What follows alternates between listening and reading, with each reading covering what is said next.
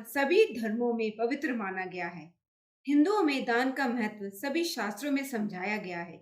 पश्चिम में इसे फिलैंथ्रोपी या चैरिटी के माध्यम से महिमा मंडित किया गया है। इस्लाम में जिकात के माध्यम से दान की महिमा का वर्णन है।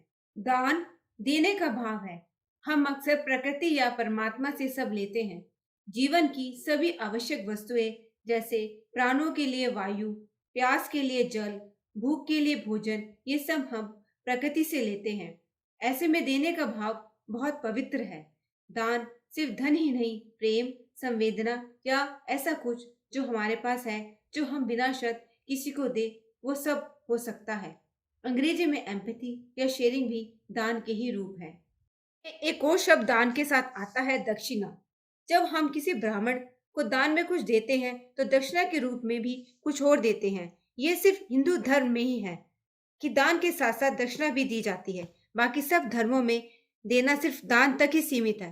दक्षिणा का विचार हिंदू धर्म में ही अनोखा है। आखिर क्या है ये दक्षिणा? क्या देने का कार्य दान से पूरा नहीं हुआ कि दक्षिणा के रूप में भी कुछ और देना पड़ा? इसके लिए हमें दान के कार्य को बारीकी से समझना होगा। दान के कार्य में दो पात्र है, एक देने वाला, एक लेने वाला। दोनों में एक रिश्ता है, देने का और लेने का। अक्सर देने से अहंकार पैदा होता है और लेने से हीन भावना। दोनों ही भाव गलत है, क्योंकि परमात्मा की दृष्टि से हम सब एक है, बराबर है। किसी कार्य से हमारी छोट बड़ाई का कोई संबंध नहीं है। पर दान के कार्य से देने वाले का अहंकार उसे बड़ा बनाने की कोशिश करता है और लेने वाले की हीन भावना उसे छोटा बनाने की। दान के पवित्र कार्य में इस तरह का एक विकार आने की संभावना रहती है, जो परमात्मा और प्रकृति की भावना के विपरीत है। दक्षिणा इसी विकार को दूर करने का नाम है। दान देने वाला दान के बाद दान लेने वाले को दक्षिणा स्वरूप कुछ देता है, इस भाव से कि आपका बहुत धन्यवाद कि आपने मेरा दान स्वीकार किया। दक्षिणा एक कृतज्ञता का भाव है, an act of thankfulness and act of gratitude, जो देने वाला लेने वाले के प्रति व्यक्त करता है। अतः दक्षिणा से देने वाले का अहंकार नहीं निर्मित होता और लेने वाले की हीन भावना भी नहीं बनती।